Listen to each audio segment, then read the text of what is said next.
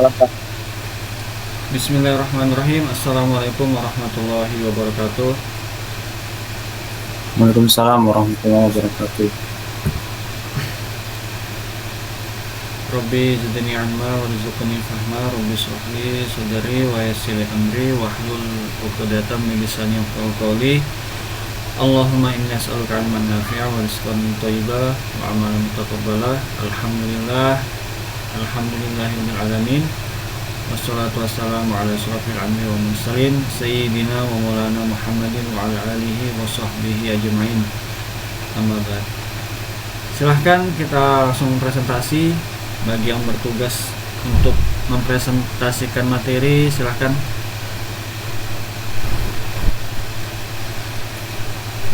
Baik, Pak. Suara saya jelas saja gak, Pak? Jelas. Ya, Pak. Soalnya nggak pakai headset nih. Gak apa, lebih apa nih? Lebih jelas kok. Oke, baik.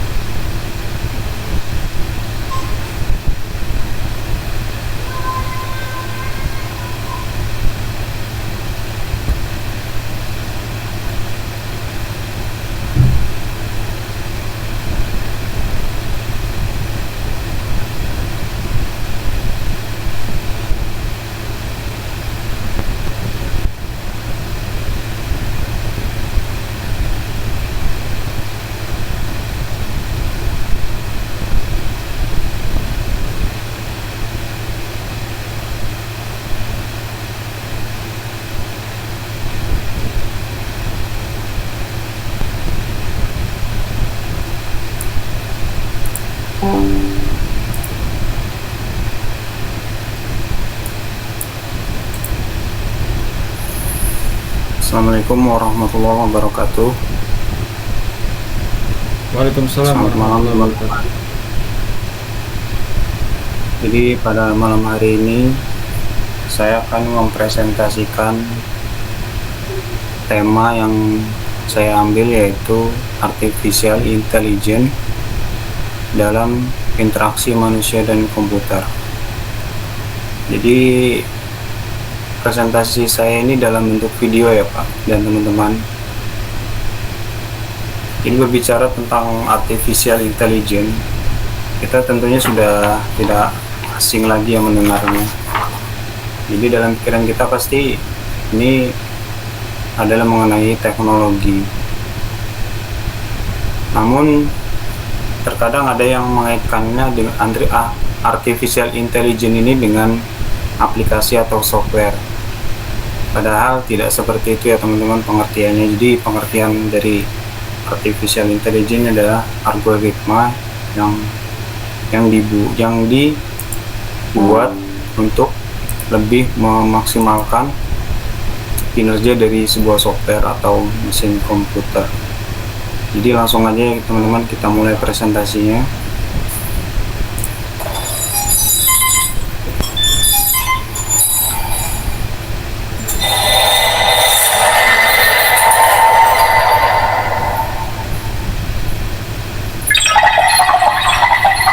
Oke teman-teman, jadi pembahasan pada presentasi kali ini diantaranya adalah pengertian dari AI, sejarah, ruang lingkup, penerapan, perkembangan, dan AI dan IMK.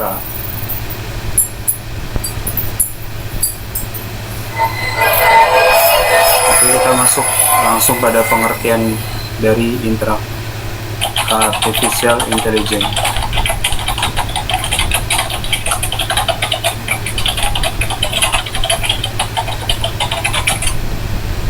Jadi pengertian dari Artificial Intelligence atau kecerdasan buatan adalah salah satu cabang ilmu komputer yang mempelajari dan meniru cara berpikir manusia dan diimplementasikan pada mesin.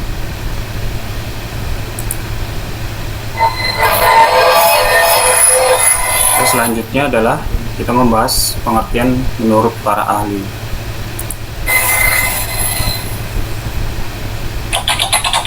Yang pertama adalah menurut John McCarthy pada tahun 1956, kecerdasan buatan atau artificial intelligence adalah usaha memodelkan proses berpikir manusia dan mendesain mesin agar dapat menirukan perilaku manusia. Yang selanjutnya adalah menurut Herbert A. Simon pada tahun 1987. Kecerdasan buatan atau artificial intelligence merupakan kawasan penelitian, aplikasi, dan instruksi yang terkait dengan pemrograman komputer untuk melakukan hal yang dalam pandangan manusia adalah cerdas. Menurut Rich and Knight pada tahun 1991, kecerdasan buatan atau artificial intelligence merupakan sebuah studi tentang bagaimana membuat komputer melakukan hal-hal yang pada saat ini dapat dilakukan lebih baik oleh manusia.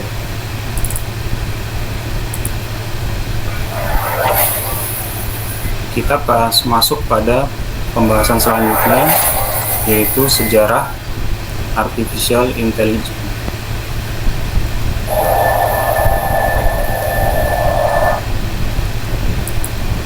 Baik teman-teman, jadi sejarah perkembangan AI ini bisa dibilang mulai pada tahun 1842, kemudian selalu berkembang sampai dengan saat ini. Jadi kita akan membahas satu persatu, mulai dari yang pertama, yaitu pada tahun 1842 oleh Ada Augusta yang menemukan bahasa pemrograman.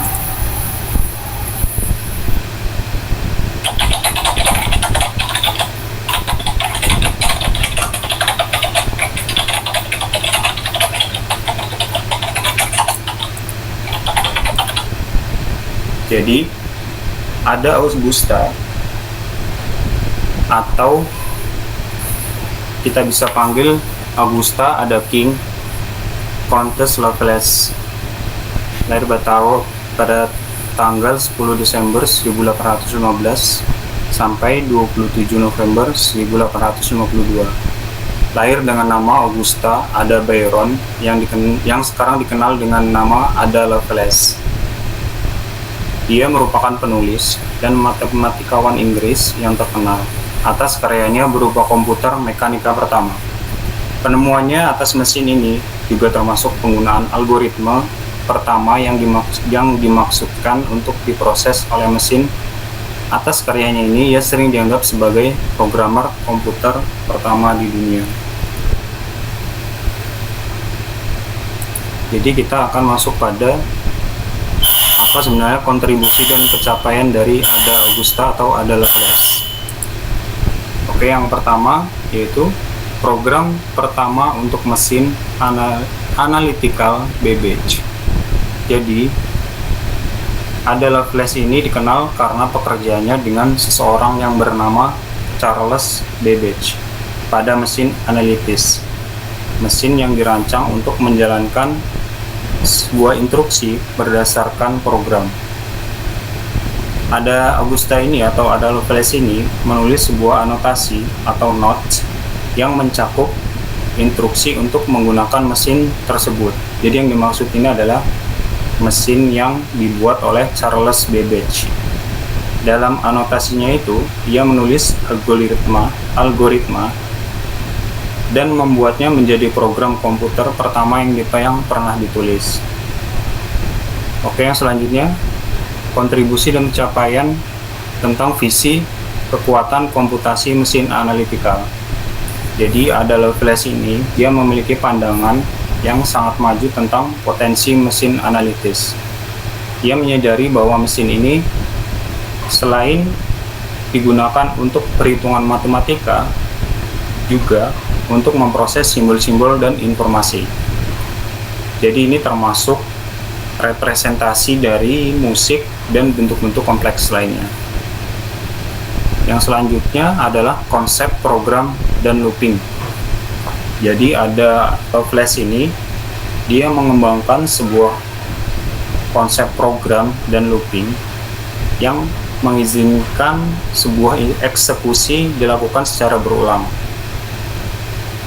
Ini menunjukkan bahwa pemahamannya terhadap potensi komputasi itu sangat luas dan tidak terbatas pada masanya. Yang selanjutnya adalah pandangan lebih lanjut tentang peran mesin. Jadi ada Lovelace, dia pernah merenung tentang kemungkinan mesin analitis dapat menciptakan tidak hanya angka, tapi juga berbentuk ide dan kreativitas.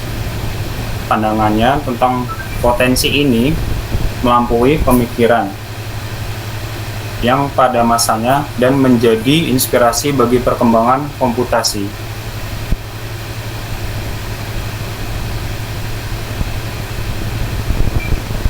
Ini layar saya masih nge-freeze ya, Pak ya? Iya. Iya, masih nge-freeze di sini. Iya, Pak.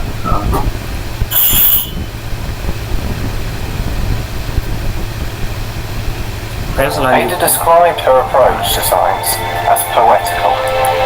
Ini adalah video mengenai Ada Lovelace yang saya ambil dari YouTube. Nggak muncul di A sini. mathematical challenge, a working relationship, and friendship. Di sini nggak. Oke, baru kelihatan.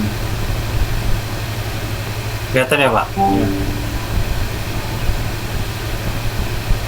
With fellow British mathematician Charles Babbage. She was particularly interested in Babbage's work on the analytical engine.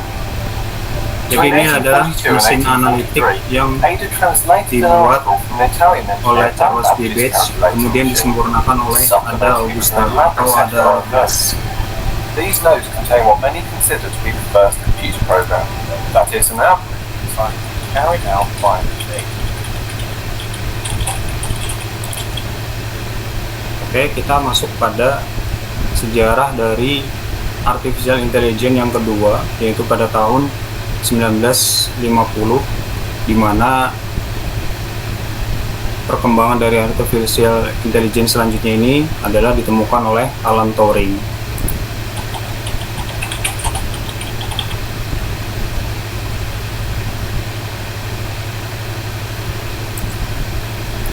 Jadi Alan Turing ini dia merupakan seorang peneliti matematika dan komputer. Jadi dia ini merancang sebuah eksperimen yang diberi nama The Imitation Game, atau yang sekarang orang kenal dengan tes Turing.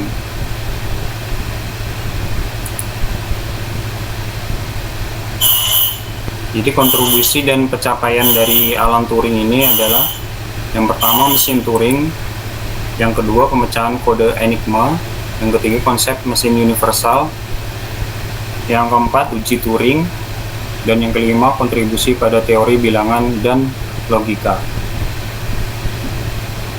Jadi kontribusi yang pertama yaitu mesin Turing. Dia memperkenalkan konsep mesin Turing. Sebenarnya itu sudah lama ya, sebelum dari tahun 1950 ini. Jadi sebelumnya pada tahun 1936 dia sudah memperkenalkan konsep dari mesin Turing. Jadi mesin Turing ini adalah model teoritis untuk komputasi dan merupakan perkembangan dari komputer modern. Jadi yang kedua pemecahan kode Enigma. Jadi sebelumnya ini Turing bekerja pada sebuah government code atau cyber school di Inggris. Di sana dia memecahkan sebuah kode yang bernama kode Enigma, yaitu sebuah kode penyandi yang digunakan oleh Jerman yang pada saat itu adalah pada saat Perang Dunia Kedua. Yang selanjutnya konsep mesin universal. Jadi Turing merumuskan sebuah konsep yang universal yang merupakan dasar teoritis untuk komputasi modern. Jadi ide yang dia kemukakan ini merupakan dasar teoritis untuk pemahaman tentang komputasi dan pengembangan komputer modern. Yang selanjutnya uji Turing. Uji Turing ini dia jalankan itu pada tahun 1950 yang menjadi dasar konsep dari uji kecerdasan manusia atau kecerdasan buatan. Uji ini dirancang untuk mengukur apakah mesin dapat menunjukkan perilaku yang sama dengan manusia. Yang terakhir adalah kontribusi pada teori bilangan dan logika. Jadi Turing pada saat itu juga membuat sebuah kontribusi yang signifikan dalam bidang teori bilangan dan logika matematika. Kontribusinya dalam logika dikenal melalui mesin Turing dan bahasa formal. Jadi di sini nanti akan ditampilkan sebuah video mengenai uji Turing. The Turing test. Imagine you're chatting online and you meet someone new. They seem interesting and you start wondering, could this person be an AI? That's where the Turing test comes in. In the test, a human evaluator interacts with two entities through a computer. One is human, the other AI. The evaluator must guess which is which based solely on their responses. If the AI convinces the evaluator it's human, it passes the Turing test. Passing the test shows machines can achieve human-like behavior and intelligence. OpenAI's ChatGPT became the second AI chatbot to pass the Turing test. Nah, jadi tes Turing ini adalah ada 3 buah entitas. Yang pertama itu adalah seseorang yang bertugas sebagai orang yang bertanya. Jadi ada 2 orang di sini dan 1 buah komputer. Jadi katakanlah A, B, dan C. Jadi yang C ini adalah komputer. Jadi A adalah penanya, B itu adalah menjawabnya, dan yang C komputer juga menjawab. Jadi si A ini dalam tes Turing memberikan beberapa pertanyaan kepada B dan C. Ketika B dan C menjawab dan si A ini tidak bisa membedakan apakah yang menjawab itu adalah sebuah mesin komputer ataukah manusia, jadi komputer tersebut dinyatakan telah lulus tes. Jadi tes Turing ini lebih menitikberatkan kepada komputer. Apakah komputer ini bisa berperilaku seperti manusia? Artinya komputer ini telah lulus dari tes Turing. Jadi kurang lebih seperti itu gambarannya untuk tes Turing. The Turing test pushes the limits of what machines can do. Will we witness more machines passing in the future? Jadi sejarah dari AI ini yang selanjutnya adalah John McCarthy pada tahun 1956.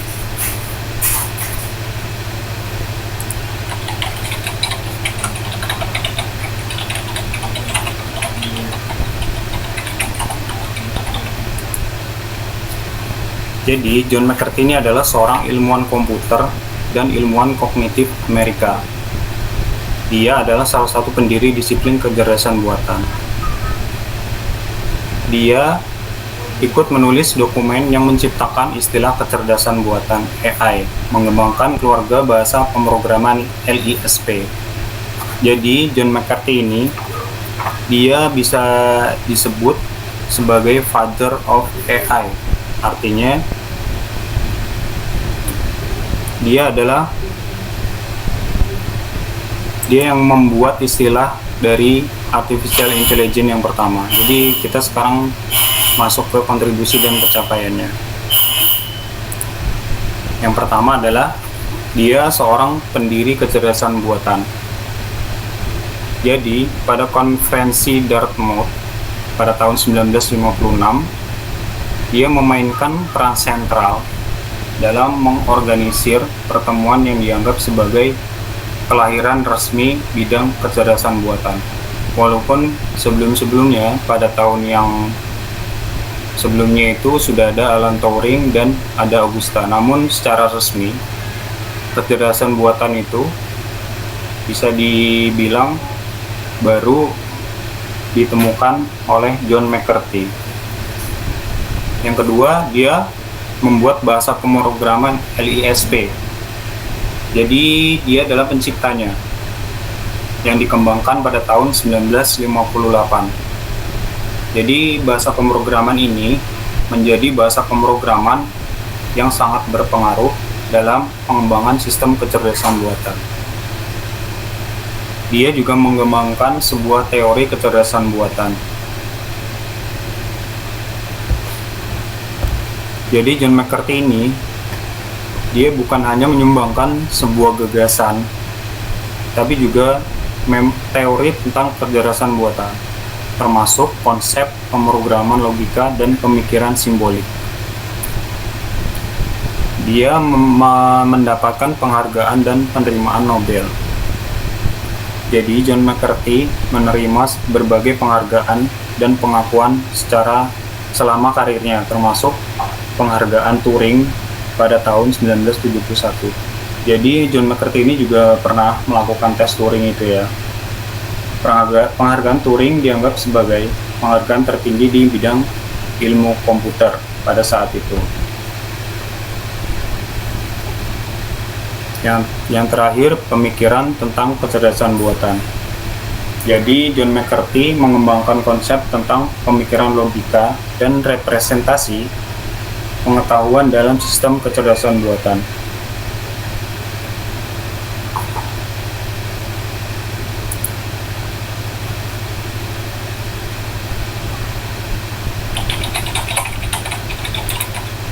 Yang selanjutnya, perkembangan dari AI itu dibuat oleh Paul Werbos pada tahun 1975.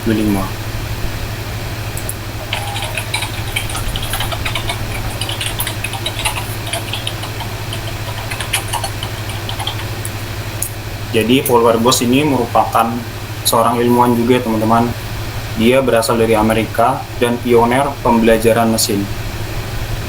Dia terkenal karena disertasinya pada tahun 1974 yang pertama kali menjelaskan proses pelatihan jaringan saraf tiruan melalui propagasi balik kesalahan, back propagation. Dia juga merupakan pionir jaringan saraf berulang.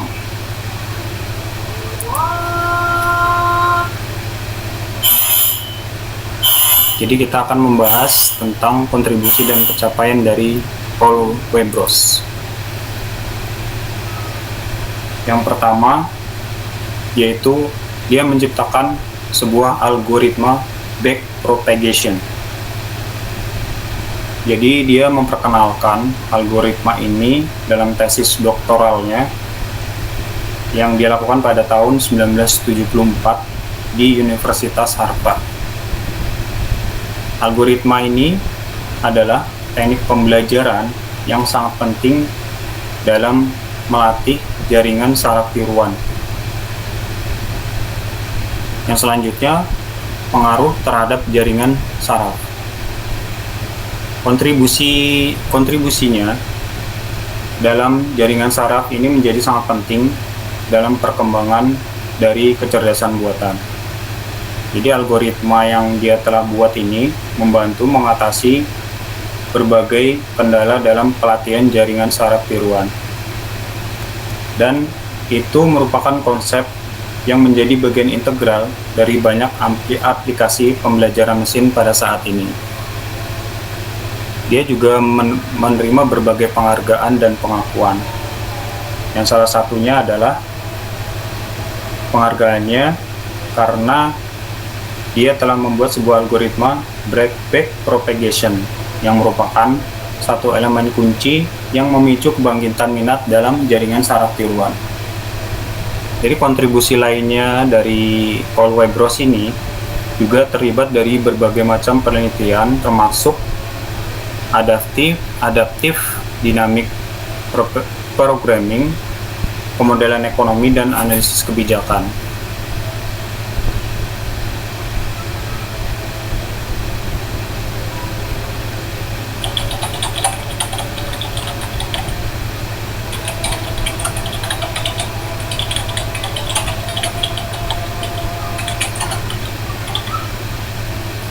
Jadi perkembangan dari AI selanjutnya yaitu dibuat oleh Rumelhart, Hinton, dan Williams pada tahun 1986.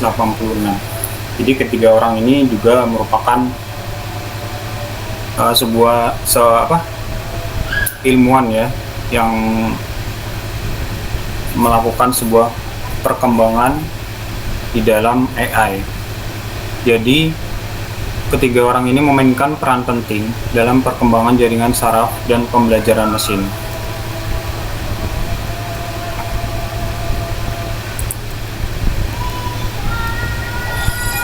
Jadi kontribusi dan pencapaian dari ketiga orang ini adalah sebagai berikut.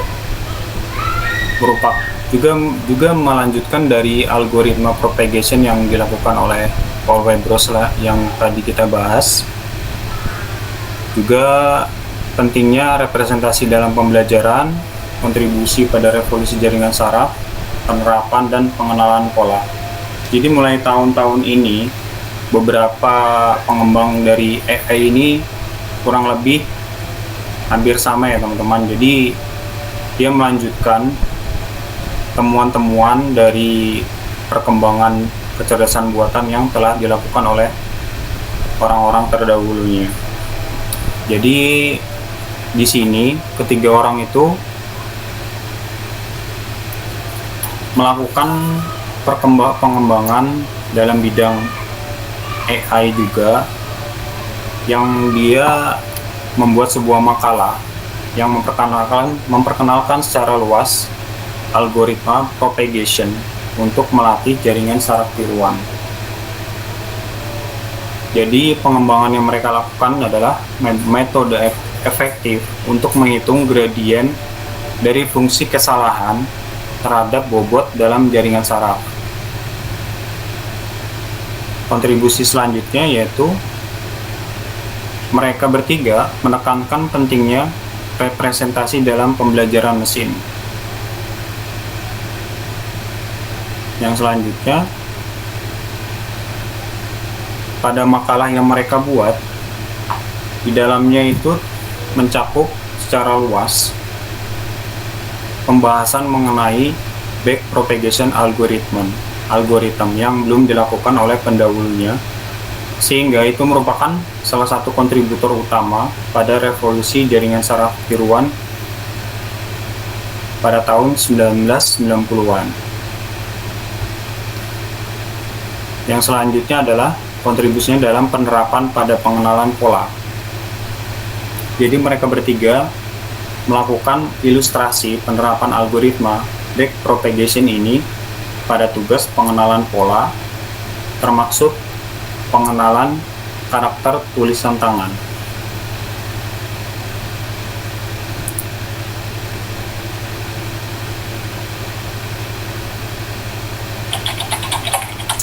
Jadi perkembangan AI yang selanjutnya itu dibuat oleh Jan LeCun (AI) pada tahun 1989.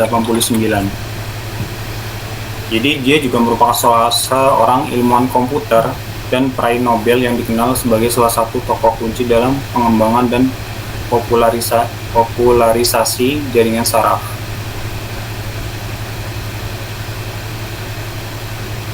Oke, kita selanjutnya akan membahas tentang kontribusinya dan pencapaiannya.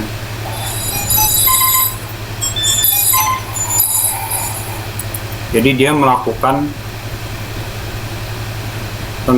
sebuah penelitian mengenai penggunaan Convolutional Neural Networks atau CNNS.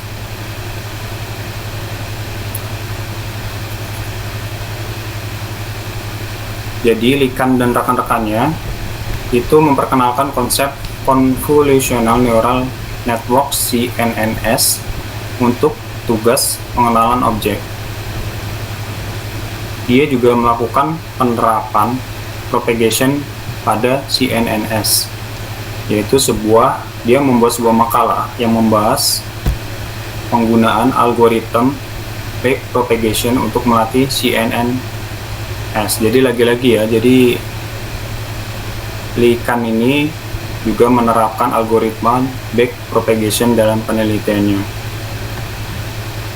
Jadi salah satu aplikasi yang dibahas dalam makalah yang dia buat bersama rekan-rekannya, yaitu pengenalan karakter tulisan tangan menggunakan Convolutional Neural Networks atau CNNS.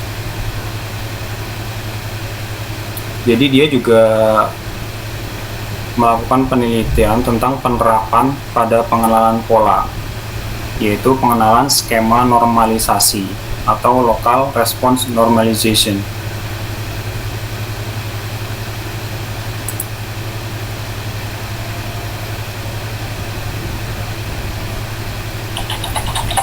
Jadi sejarah yang selanjutnya dibuat oleh Hinton dan Universitas Toronto.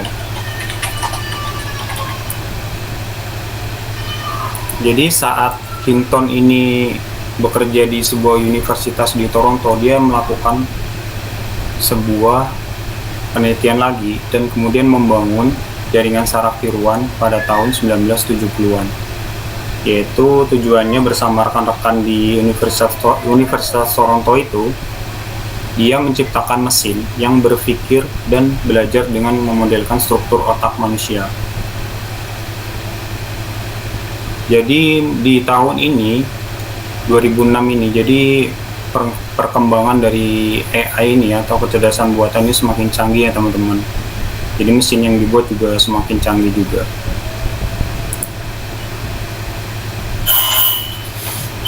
Jadi ini adalah beberapa kontribusi dari Hinton dan rekan-rekannya di Universitas Toronto. Dia juga menggunakan algoritma broad backpropagation dan pembelajaran mendalam. Selain itu juga dia dan rekan-rekannya membuat sebuah metode Deep Belief Networks (DBNS). Kemudian membuat kebijakan dalam pengenalan objek dan cita, Vector Institute for Artificial Intelligence, dan kemudian kontribusinya yaitu dia mendapatkan prestasi dan banyak penghargaan. Jadi Andrew Ng ini melakukan beberapa kontribusi dan pencapaian, diantaranya yang pertama adalah konten kursus. Jadi dia menawarkan pemahaman dalam kursusnya itu mengenai konsep dan dasar dari teknik pembelajaran mesin atau machine learning, dari yang dasar hingga algoritma pembelajaran yang bisa dibilang lebih mendalam, dan penggunaan platform online dia lakukan untuk membuat kursus tersebut di Stanford Online. Di kursusnya itu dia membuat sebuah materi kursus yang lebih mudah diakses oleh peserta kursus dari seluruh dunia, dan merupakan penyebaran dari pengetahuan machine learning yang membuat metode dari machine learning ini lebih dikenal oleh khalayak ramai. Yang selanjutnya, Andrew Ng ini menggunakan metode algoritma pembelajaran mendalam atau deep learning yang waktu itu belum sepopuler sekarang. Kalau sekarang kan teknologinya itu sudah rata-rata menggunakan deep learning. Jadi dalam kursusnya itu dia membahas konsep-konsep yang menjadi dasar dari algoritma deep learning tersebut. Jadi dampak besar yang dibuat oleh atau dalam kursus deep learning tersebut itu mempopulerkan machine learning dan meningkatkan minat dari kalangan mahasiswa, profesional maupun dari peneliti. Jadi materi yang dia sampaikan dalam kursusnya tersebut itu membuka minat yang sangat besar dan dalam pembelajaran mendalam di tahun-tahun berikutnya. Jadi termasuk yang sekarang. Jadi Coursera ini Dengan kesuksesannya dalam kursus yang dia lakukan itu, dia kemudian menjadi salah satu pendiri dari Coursera. Coursera ini merupakan platform pembelajaran daring yang menyediakan berbagai kursus di berbagai bidang, termasuk dari machine learning.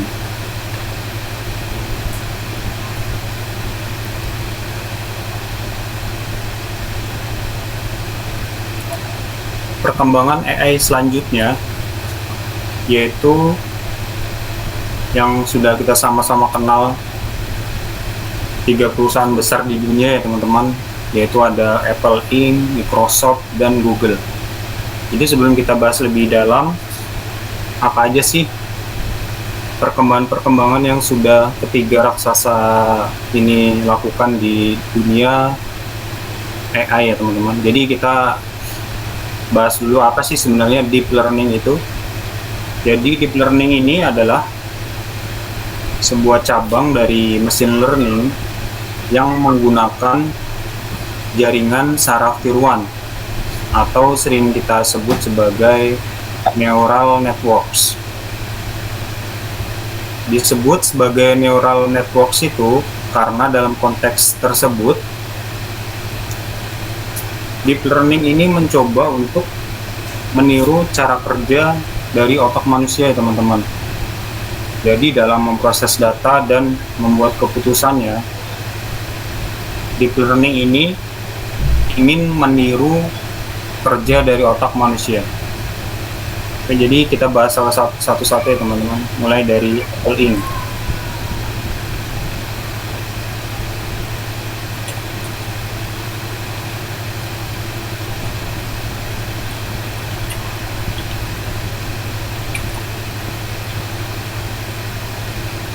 Jadi dari Apple ini dia tidak seperti Microsoft dan Google ya teman-teman dalam kontribusi dan pencapaiannya dalam kecerdasan buatan pada saat itu. Cuman sekarang ketiga perusahaan besar ini seperti berlomba ya teman-teman untuk mengembangkan AI ini. Kita bahas kontribusi dan pencapaian dari Apple ini dalam artificial intelligence. Nah, yang pertama Siri. Tentu teman-teman sudah mengenal ya teman-teman apa itu Siri. Jadi Siri adalah sebuah apa sih ya kita bilang tuh kayak aplikasi di handphone atau di tablet dan produk Apple lainnya. Jadi Siri ini adalah seperti sebuah virtual yang merupakan teknologi pemrosesan bahasa alami yang telah dikembangkan oleh Apple. Jadi Siri ini juga merupakan bagian dari ekosistem Apple dan hingga saat ini terus dikembangkan di perangkat Apple lainnya. Yang kedua yaitu Core ML. Jadi Core ML ini merupakan kerangka kerja dari machine learning yang dikembangkan oleh perusahaan Apple untuk produk-produknya. Di antaranya yaitu iOS, macOS, watchOS yang untuk jam, dan tvOS untuk yang OS TV-nya. Yang selanjutnya adalah Metal Performance Shaders atau MPS. Jadi Apple itu telah mengembangkan MPS ini untuk mengoptimalkan kerja dari AI dan grafis pada hardware Apple, termasuk GPU atau kartu grafis yang dipakai oleh perusahaan Apple tersebut. Apple juga sudah melakukan integrasi AI di produk-produk Apple-nya. Jadi peningkatan dari kecerdasan buatan itu sudah bisa kita lihat di dalam berbagai produk Apple ya teman-teman. Seperti teknologi face recognition atau pengenalan wajah yang kita sekarang ini sudah kenal dengan nama Face ID. Jadi kalau teman-teman sudah menggunakan produk Apple, tentunya teman-teman tahu apa itu Face ID. Dan juga pengoptimalan gambar menggunakan teknologi kecerdasan buatan di aplikasi foto. Yang selanjutnya adalah acquisitions. Jadi Apple itu sudah melakukan beberapa akuisisi perusahaan yang berfokus pada teknologi AI.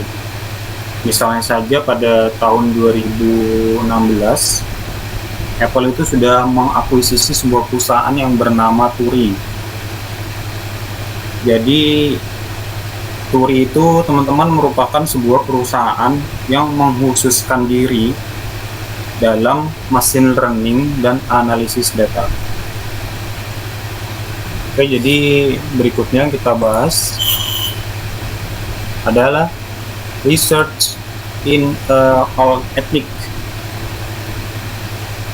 Jadi dalam research ini Apple itu telah menyatakan simpatinya atau keprihatinannya terhadap etika dari kecerdasan buatan. Jadi di kecerdasan buatan itu juga ada etikanya teman-teman dalam pembuatannya dan keamanan data pengguna. Jadi Apple ini dia terus mengembangkan pendekatan-pendekatan yang etis terhadap penggunaan AI dalam produk dan layanannya.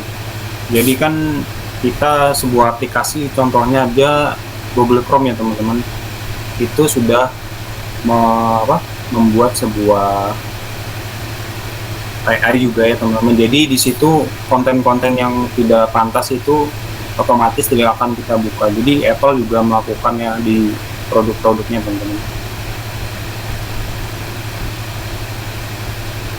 Nah, jadi video ini adalah contoh dari teknologi Siri AI yang ada pada produk Apple yang terbaru ya teman-teman.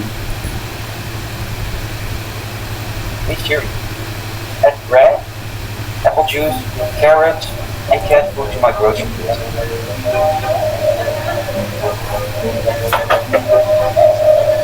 Siri, add apples, carrots, bread, and cat food to my grocery list. Okay, I've added it.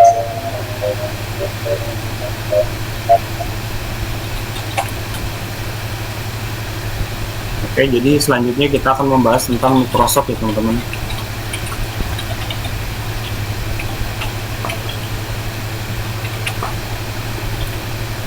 Jadi sebuah perusahaan raksasa dunia yang kita kenal itu, jadi orang-orang membahas Microsoft pasti sudah yang dipikirannya adalah Windows. Ya betul teman-teman ya. Jadi Microsoft ini adalah perusahaan besar yang membuat sistem operasi seperti Windows dan juga Microsoft Office, juga banyak-banyak pengembangan lainnya di bidang AI ya teman-teman. Jadi kita selanjutnya akan membahas tentang kontribusi dan pencapaian dari Microsoft. Apa aja sih yang sudah dikembangkan oleh Microsoft. Jadi yang pertama yaitu Azure AI. Yang selanjutnya adalah Microsoft Cognitive Service. Kemudian Microsoft Research, Open Source Contribution, Microsoft Board Framework, pengembangan produk dengan AI, dan partnership dan inisiatif. Jadi di Azure AI ini teman-teman, Microsoft ini menyediakan berbagai layanan di cloud atau penyimpanan awan yang kita sebutnya sekarang. Yang termasuk di dalamnya adalah Azure Machine Learning, Cognitive Service, dan Azure Bot Service. Microsoft juga telah mengembangkan sebuah metode di dalam pengembangan AI-nya. Salah satunya diantaranya yaitu Microsoft Cognitive Service. Di sini Microsoft menyediakan API dan juga layanan cloud yang memungkinkan kecerdasan buatan itu terintegrasi di dalam sebuah aplikasi dengan baik. Yang selanjutnya adalah Microsoft Research. Jadi pencapaiannya adalah Microsoft ini terlibat aktif dalam pengembangan kecerdasan buatan di berbagai bidang ya teman-teman, termasuk di bidang computer vision, natural language processing, dan reinforcement learning. Jadi penelitian-penelitian yang sudah dilakukan oleh Microsoft tersebut itu memberikan kontribusi yang sangat besar dalam perkembangan teknologi saat ini. Yang selanjutnya, Microsoft juga melakukan open source contribution, di mana kontribusi yang dilakukan Microsoft ini juga signifikan pada proyek-proyek open source ya teman-teman. Jadi tidak hanya proyek-proyek besar yang kita harus membelinya saat kita menggunakannya, tapi juga ada proyek-proyek open source yang artinya bisa gratis kita gunakan. Yang salah satunya adalah kontribusinya terhadap OENX, yaitu sebuah mesin learning yang mendukung interoperabilitas antar berbagai framework. Yang selanjutnya adalah Microsoft Bot Framework. Jadi dengan adanya Microsoft Bot Framework ini, pengembang yang mengelola dari bot ini itu dapat berinteraksi melalui berbagai platform ya teman-teman. Bisa melalui pesan teks, bisa melalui website, atau juga aplikasi lainnya. Jadi pengembangan yang selanjutnya adalah pengembangan produk-produk dengan artificial intelligence.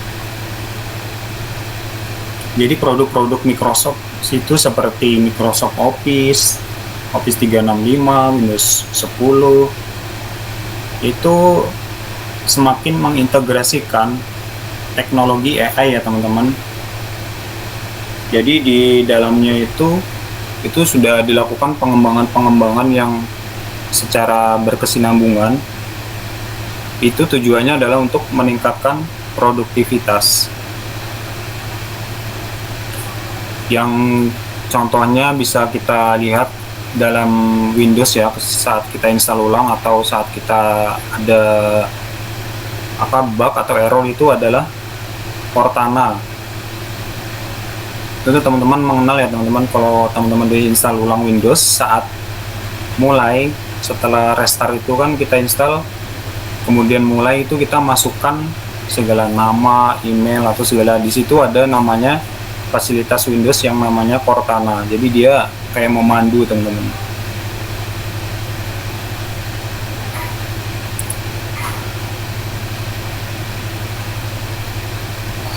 Oke, jadi ini adalah video tentang pengembangan AI selanjutnya dari Microsoft ya teman. Sekarang kalau teman-teman ngupdate Windows 11 yang versi 23H2, di situ akan ada aplikasi baru yang namanya Copilot ya teman-teman. Dia adanya di taskbar di dekat pencarian.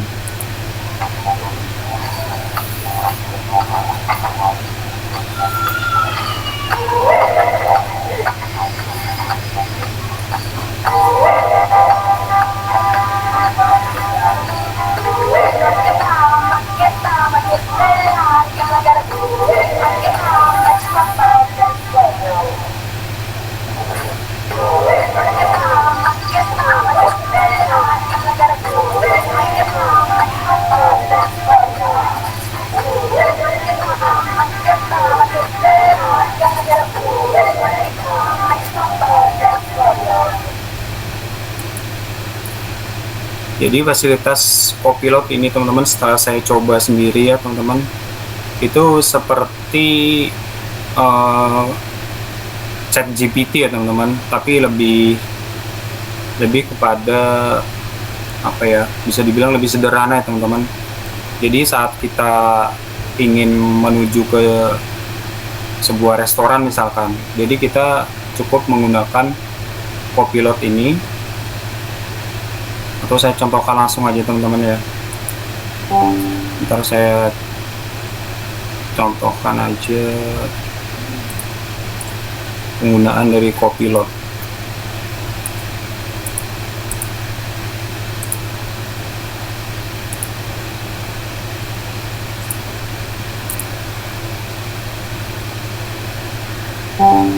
Sudah tampil ya teman-teman.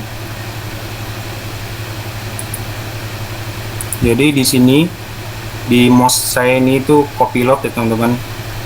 Kita langsung coba aja.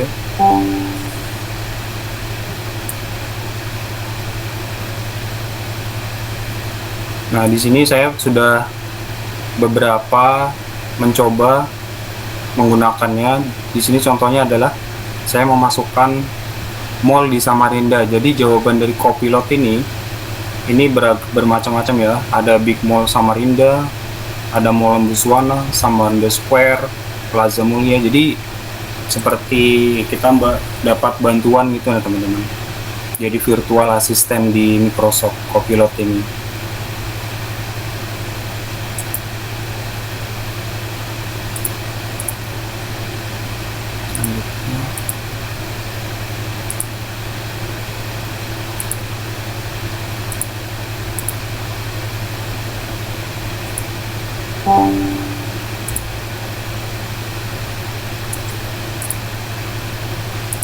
Oke, kita lanjut ya teman-teman. Kita sekarang membahas mengenai perkembangan AI selanjutnya, yaitu dari raksasa besar juga, yaitu Google. Jadi kontribusi dan pencapaian dari Google dalam perkembangan AI di dunia teman-teman. Yang pertama adalah Google Search and RankBrain, TensorFlow, Google Brain, Google Photos, Google Translate, dan Google Assistant. Tunggu beberapa fasilitas ini teman-teman tentu sudah ada yang pernah mencobanya ya teman-teman. Di antaranya yaitu Google Photos, Google Translate, dan Google Assistant.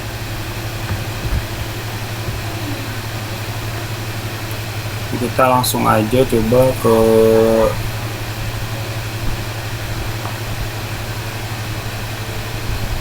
penjelasan lebih lengkapnya ya teman-teman mengenai Google Search and RankBrain.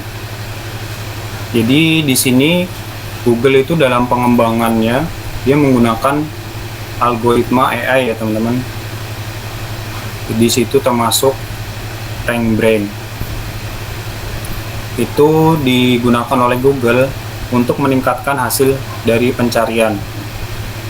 Jadi RankBrain ini itu merupakan sebuah komponen dari algoritma pencarian Google yang itu membuat pencarian Google lebih mengetahui makna kata atau frasa yang kita tuliskan ya teman-teman. Jadi di situ hasilnya nanti akan disajikan lebih relevan. Yang kedua adalah TensorFlow. Jadi di sini kerangka kerja yang Google gunakan dalam machine learning.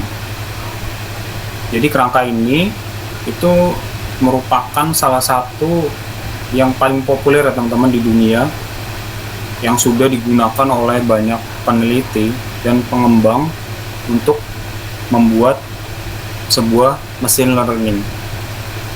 Yang selanjutnya adalah Google Brain. Jadi Google Brain ini merupakan hasil dari penelitian AI di Google yang tujuannya itu untuk memajukan pengetahuan tentang pembelajaran machine learning dan AI. Google Photos ini seperti yang sudah kita ketahui sama-sama ya teman-teman, itu merupakan teknologi dari AI untuk face recognition atau mengenali wajah di dalam foto, objek, atau konten visual lainnya. Google Translate ini sudah sering teman-teman pakai ya, sudah tentu. Jadi ini merupakan teknologi dari AI juga yang dibuat oleh Google, terutama untuk memproses bahasa alami untuk memberikan terjemahan yang semakin akurat. Yang selanjutnya adalah Google Assistant.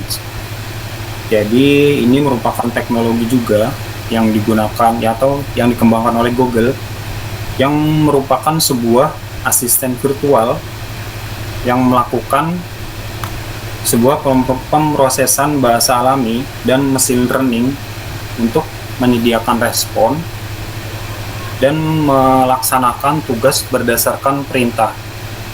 Jadi di aplikasi Google itu ya teman-teman, di Google Search yang ada di HP kita itu kan ada gambar, kalau nggak salah gambar kayak mikrofon gitu ya.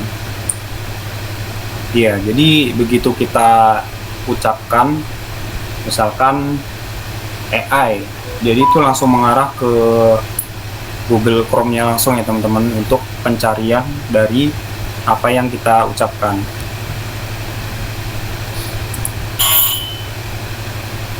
Yang selanjutnya adalah penerapan AI di produk-produk Google.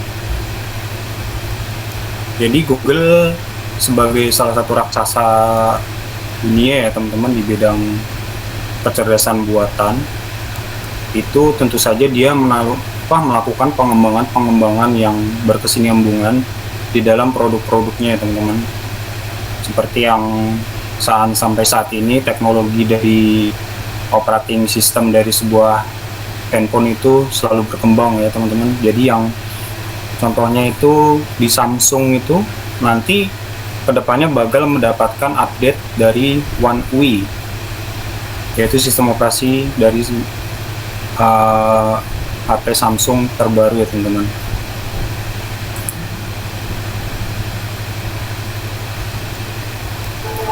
Nah, di sini adalah salah satu dari perkembangan artificial intelligence yang dilakukan oleh Google ya teman-teman. Ini disebut Google Shader. Ya, saya juga sudah mencobanya teman-teman. Jadi teknologi ini nih ada disematkan di browser kita ya, di browser Google Chrome sebagai add-on. Jadi kita bisa install di Google Chrome.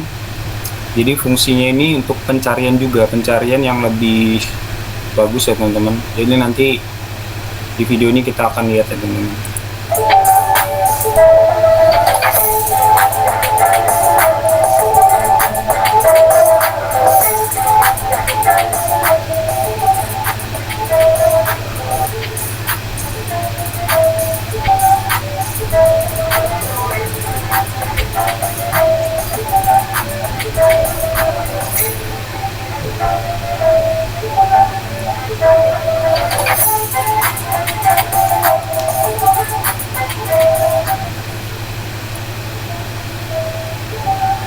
Ya, hampir sama juga seperti ChatGPT ya teman-teman.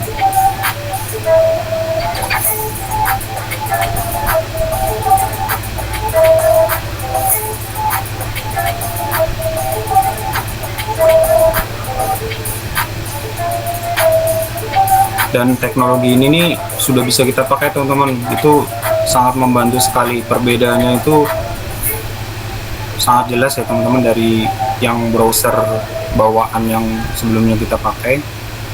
Terus ketika kita pakai Shader ini hasilnya itu lebih bagus, yang lebih relevan yang kita pakai Shader ini. Nah, jadi selanjutnya perkembangan dari AI adalah pada tahun 2014 oleh Amazon's Echo.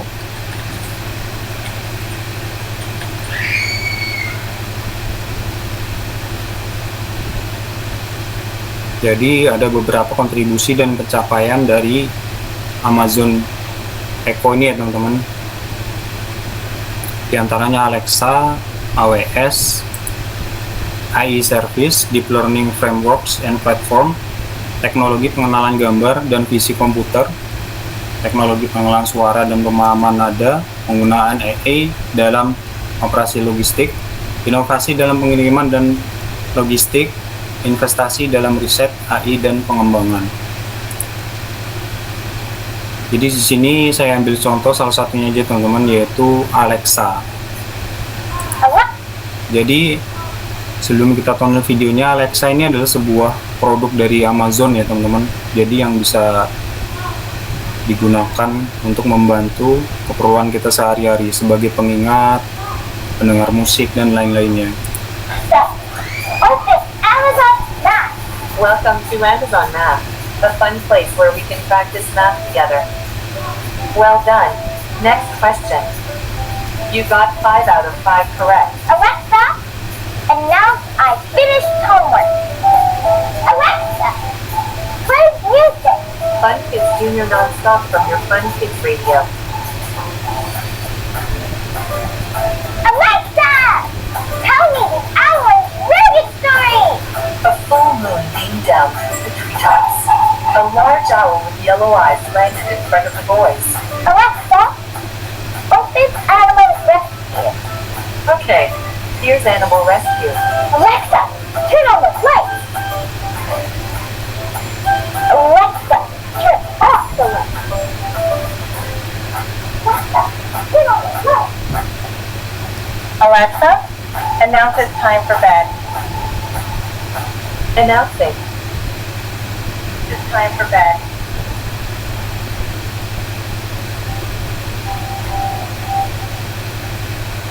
With the all-new Echo Dot Kids edition, your child can explore their curiosity all day.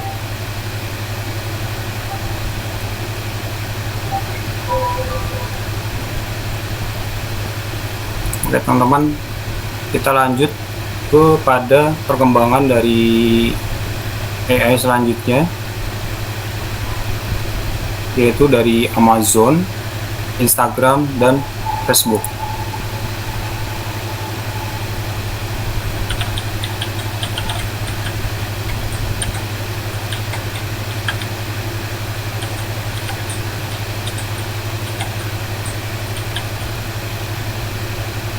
Ini adalah kontribusi dan pencapaian yang sudah dilakukan oleh Facebook ya teman-teman.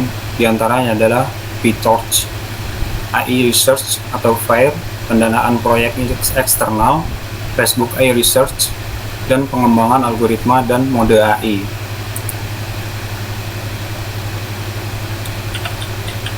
Yang selanjutnya adalah Instagram.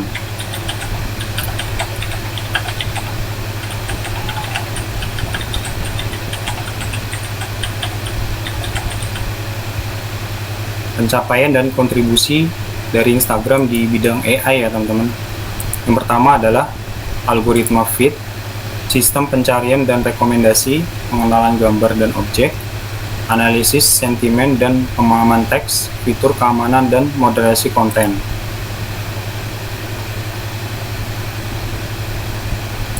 Untuk yang Amazon itu sudah dijelaskan di depan ya teman-teman, jadi sama aja untuk pengembangan dari AI-nya. Dan kita akan membahas tujuan dari Artificial Intelligence. Jadi yang pertama tujuannya adalah automasi tugas, pemahaman dan pengolahan data yang kompleks, pengenalan pola dan prediksi, interaksi manusia dan komputer yang lebih alami, kemudian pembelajaran mesin dan peningkatan berkelanjutan, yang terakhir ada penerapan dalam berbagai domain.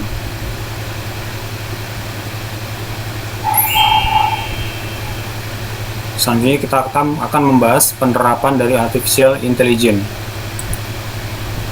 Jadi Artificial Intelligence diterapkan di berbagai adalah astronomi, kesehatan, transportasi, pertanian, pendidikan, gaming, robotik sudah pasti, dan juga data security.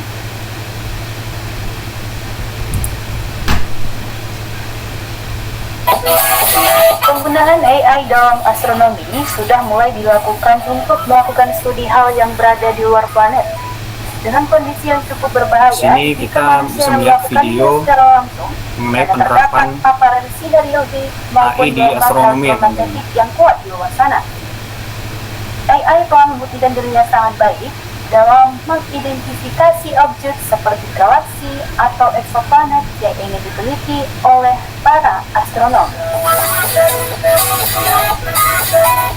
Secara umum, ada 3 penggunaan AI yang populer di bidang astronomi, yaitu yang pertama, deteksi eksoplanet, yang kedua, robot dengan teknologi AI di ruang angkasa, dan yang ketiga, pemantauan sistem teknologi di luar angkasa.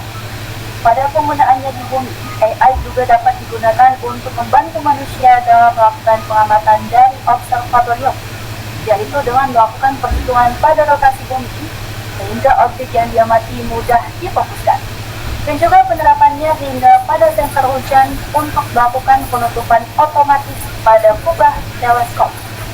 Penerapan AI dalam astronomi dimungkinkan dapat menjadi lebih efektif dan efisien. Bukan tidak mungkin ke depan akan semakin banyak lagi pengembangan atau penggunaan AI dalam bidang astronomi. Dan sejauh ini, selesai.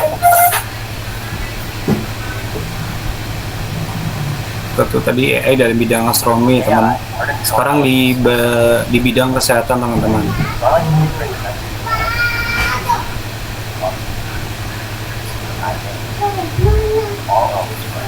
Jadi AI ini bisa digunakan dalam bidang kesehatan, diantaranya adalah CT scan ya teman-teman, untuk memindai otak manusia.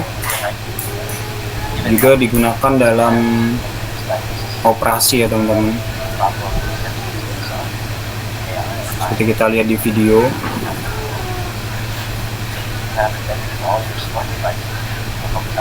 Ini untuk apa? Alat untuk mendeteksi kulit dari anak-anak itu.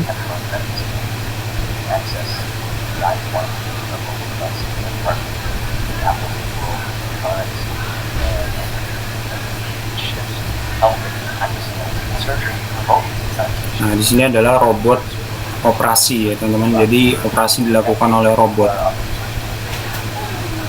Jadi kecerdasan buatan di bidang kesehatan itu banyak. Ini adalah hanya dari beberapa bentuknya ya teman-teman. Lebih banyak lagi.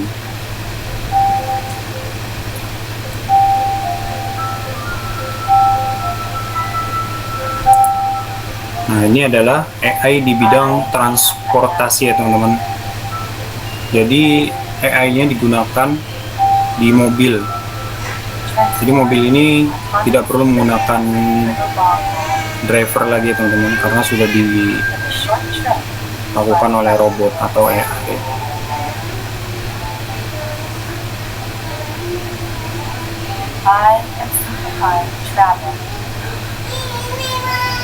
Ini adalah produk-produk dari AI ya teman-teman di bidang transportasi.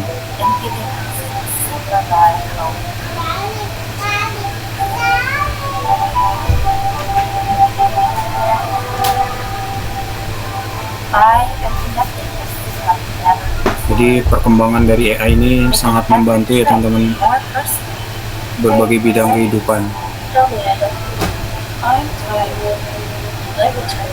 Di sini bisa kita lihat ketika drivernya capek, jadi mobilnya itu bisa jalan sendiri dengan kecerdasan buatan itu teman-teman.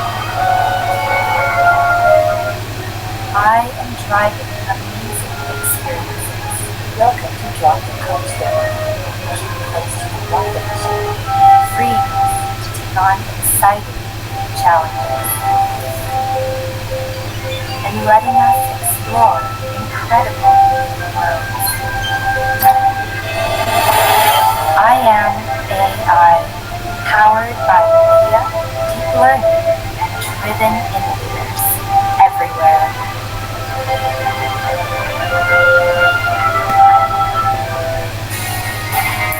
Di sini AI di bidang pertanian ya teman-teman. Salah satu keuntungan utama dari penggunaan robot pertanian adalah efisiensi dalam proses produksi. Robot pertanian mampu bekerja secara terus-menerus dan konsisten tanpa lelah, sehingga dapat meningkatkan produktivitas secara signifikan. Robot pertanian juga dapat bekerja di lingkungan yang berbahaya atau sulit dijangkau oleh manusia, seperti medan yang sulit, terlalu panas atau dingin, atau ketinggian yang berbahaya. Beberapa contoh robot pertanian yang paling populer termasuk drone pertanian, traktor otonom, dan robot pembajak gulma.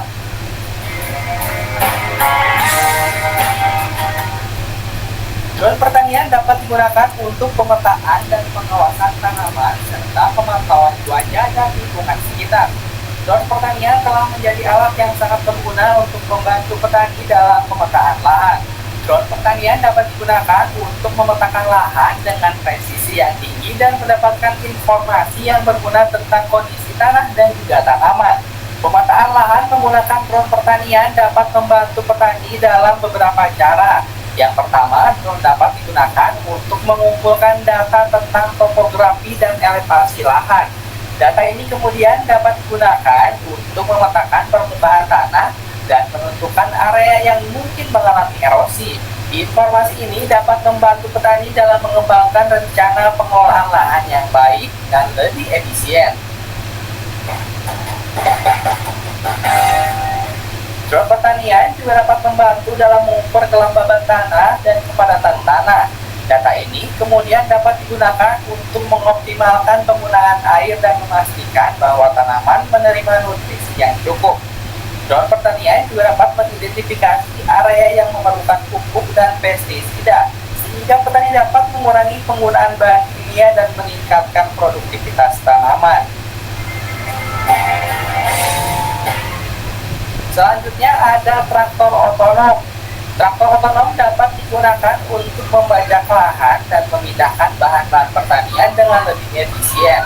Traktor otonom bekerja dengan menggunakan teknologi sensor dan perangkat lunak untuk mengumpulkan data dan memproses informasi untuk mengendalikan kendaraan secara otomatis.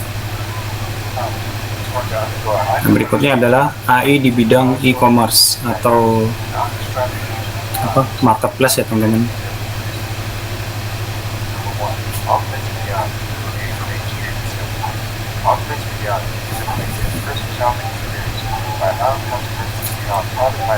Jadi dengan AI ini kita bisa langsung menentukan ya teman-teman. Contohnya di sini kita pembelian kursi bisa langsung kayak di virtualnya gitu ya teman-teman.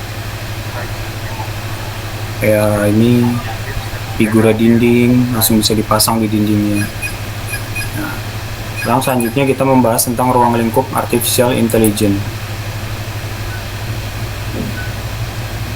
Di antaranya adalah machine learning, natural language processing, computer vision, speech processing, expert system, pattern recognition, strong AI dan weak AI, etika dan kebiasaan buatan, dan pengembangan algoritma dan model.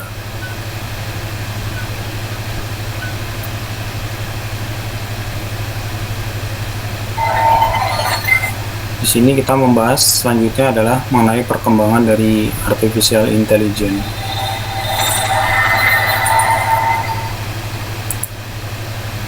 Yang diantaranya adalah peningkatan kinerja model, deep learning, teknologi otonom dan robotika, sistem pengenalan suara dan pemrosesan bahasa alami, AI untuk kesehatan, AI untuk di industri dan manufaktur, AI dalam keamanan dan deteksi anomali, serta AI berbasis generatif model.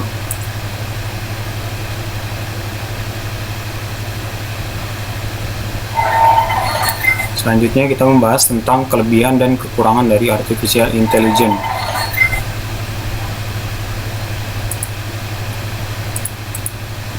Jadi kelebihannya di sini sebenarnya banyak ya teman-teman, cuman saya pilih 5 juga, begitu juga dengan kekurangannya.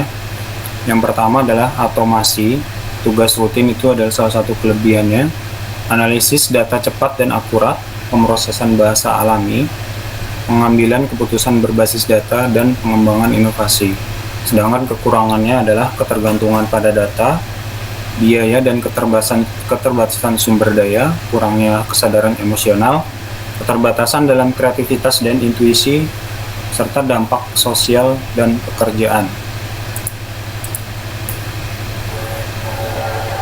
Selanjutnya kita akan membahas tentang apa sih sebenarnya hubungan dari AI dan interaksi manusia dan komputer. Jadi sebenarnya artificial intelligence atau kecerdasan buatan ini itu membuat interaksi antara manusia dan komputer ini lebih baik ya teman-teman, karena teknologi-teknologi yang ada yang dihasilkan dari artificial intelligence ini semakin hari itu semakin membaik, dan tentunya itu akan membuat interaksi manusia dan komputer juga semakin baik, efisien, dan tujuan yang diinginkan bisa tercapai dengan baik. Tadi bisa kita lihat dari beberapa hal yang merupakan interaksi yang baik antara AI dan IMK teman-teman. Yang pertama adalah Natural Language Processing, yaitu Google Translate di sini contohnya teman-teman.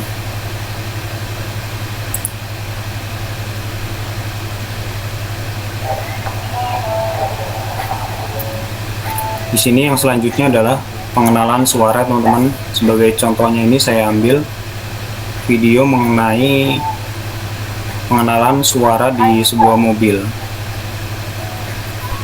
Dia menggunakan teknologi AI di dalam mobil itu ya teman-teman, dengan menggunakan suaranya.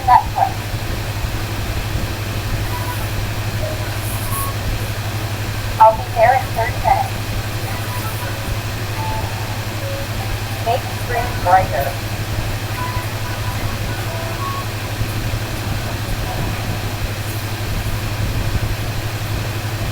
Nah, selanjutnya ini adalah rekomendasi personalisasi. Ini juga termasuk dari interaksi antara manusia dan komputer dengan AI ya teman-teman. AI yang sudah ada di dalam antarmuka dari aplikasi tersebut. Di sini saya ambil ada contohnya Marketplace, Shopee, ada Tokopedia, dan juga Amazon. Jadi AI yang ada di Marketplace ini sebagai contoh adalah ketika kita membuka aplikasi dari Marketplace tersebut, tentu yang ada di beranda itu adalah barang-barang yang sebelumnya pernah kita cari atau yang dia memiliki hubungan ya teman-teman. Jadi contohnya ketika kita pernah mencari komputer, baju, atau alat-alat elektronik, yang ditampilkan di beranda itu biasanya adalah barang-barang yang berhubungan ya teman-teman.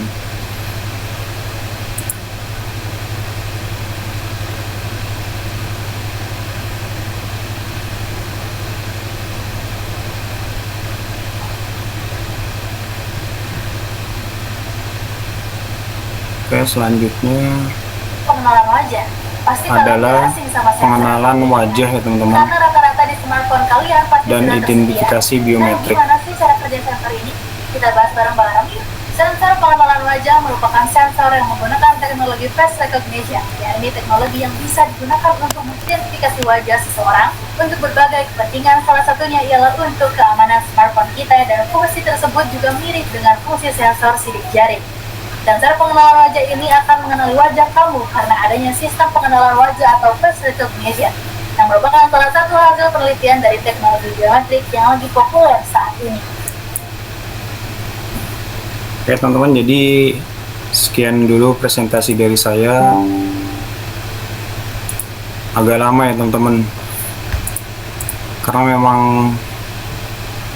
banyak contoh-contoh yang saya ambil dari video untuk presentasi kali ini. Karena berbicara mengenai artificial intelligence tuh, kalau Anda memasukkan contoh videonya langsung tuh kayak kurang aja. Mungkin sekian dari saya. Assalamualaikum warahmatullahi wabarakatuh. Waalaikumsalam warahmatullahi wabarakatuh. Waalaikumsalam warahmatullahi wabarakatuh. Ada yang mau bertanya? Satu pertanyaan. Setelah itu kita tutup.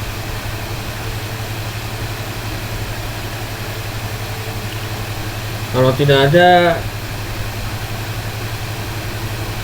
kita tutup ya. Setelah ini, untuk penjelasannya sudah, saya rasa sudah ini sudah jelas. Untuk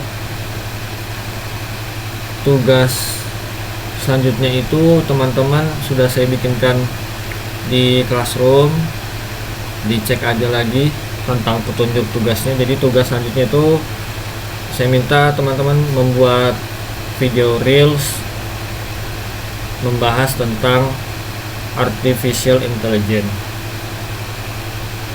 Jadi teman-teman terserah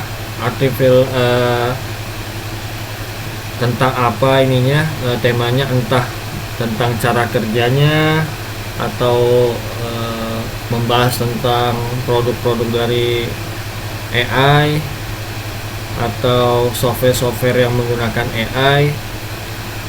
Itu terserah teman-teman semua ya. Yang penting saya minta videonya tentang AI, karena memang AI ini mungkin 2 tahun atau 3 tahun belakangan ini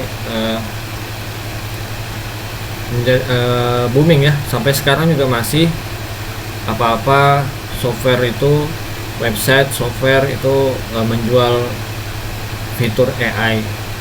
Nah, mungkin dengan tugas membuat video AI itu harapannya teman-teman lebih paham, lebih menguasai, karena memang di sini kan jurusan kalian di sini kan adalah teknik informatika ya. Jadi harapannya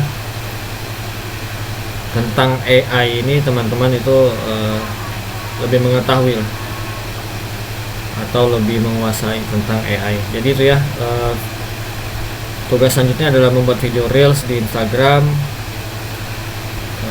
tag di akun saya, kemudian kolaborasi dan lokasinya itu di Unnu Kaltim ya, lokasi kontennya. Jadi ada di Classroom, insya Allah sudah lengkap petunjuknya. Jadi di-upload juga videonya di Classroom dan di-upload juga di Instagram. Mungkin itu ya. Ada lagi yang mau ditanyakan sebelum saya tutup? Dicek aja ya, di Classroom itu sudah saya buatkan tugasnya. Kalau tidak ada, kita tutup Pak, dengan ya Pak, permisi sebentar Pak. Itu kalau untuk presentasinya yang ke depan ini tetap harus pakai video semua Pak ya? Boleh pakai video, lebih bagus pakai video. Tapi kalau memang nggak pakai nggak apa-apa. Cuma kan ya lebih bagus kalau menurut saya memakai video atau contoh-contoh gambar minimal, supaya teman-teman yang lain itu lebih paham juga. Tetap presentasi. Kopi lagi Pak. Terima kasih. Ya, siap. Terima kasih Pak Revi. Tetap presentasi. Itu kan saran saya tuh pakai, kalau mau lebih bagus pakai video ya, seperti punya Mas Adi. Tapi untuk waktu harus ini juga harus disesuaikan juga ya, waktu presentasinya. Mungkin 15 atau 20 menit, sisanya tanya jawab. Nah, untuk video reels ini ya, tugas selanjutnya itu teman-teman sekreatif mungkin membuatnya. Saya tidak membatasi ya, harus begini harus begitu. Saya minta sekreatif mungkin, yang mana teman-teman bisa, enaknya bagaimana bikin videonya itu kembali ke teman-teman semua. Saya minta yaitu sekreatif mungkin membuatnya. Kalau memang menjelaskan, jelaskan dengan bahasa yang mudah dimengerti, karena itu kan nanti diupload di Instagram, dilihat oleh orang-orang awam ya, orang lain. Jadi itu gunakan bahasa atau penjelasan yang mudah dimengerti. Ada lagi yang mau ditanya? Maksudnya kolaborasi dengan dosen pengampu, maksudnya gimana? Dosen pengampu kan saya. Kolaborasi dengan dosen ada di ngetek doang. Tag dan kolaborasi dicek aja di Instagram ya. ada caranya tuh untuk ajak kolaborasi. Kalau memang ada video yang menurut saya layak untuk kolaborasikan, nanti saya terima kolaborasinya.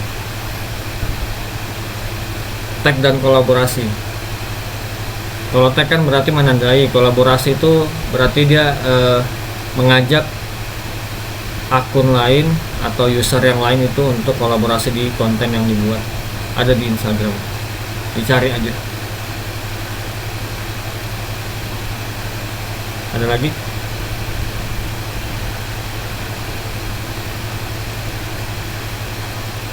Kalau tidak ada, kita tutup dengan doa kafaratul majelis. Subhanakallahumma wa bihamdika asyhadu an la ilaha illa anta astaghfiruka wa atubu ilaik.